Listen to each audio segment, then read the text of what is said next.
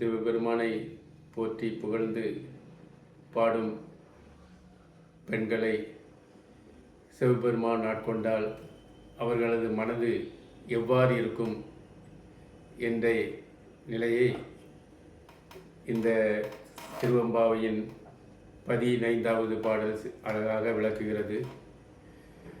எப்பொழுதும் சிவனே என்று ஒவ்வொரு நொடியும் சிவபெருமானை நினைத்து கொண்டும் சிவனே என் தலைவன் என்று மனதுருக அவனை பாடி அதனால் மெய்மறந்து கண்ணீர் மல்கி தாரை தாரையாக நீர் வடிய இவ்வுலகத்தில் இருப்பது போன்ற உணர்வே இல்லாமல் விண்ணுலகத்தில் இருப்பது போன்ற உணர்வு கொள்வர்.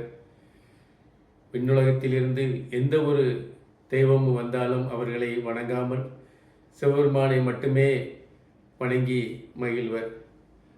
அந்த நிலையில் அவர்கள் மனது சிவபெருமானால் ஆட்கொள்ளப்பட்டிருக்கும்.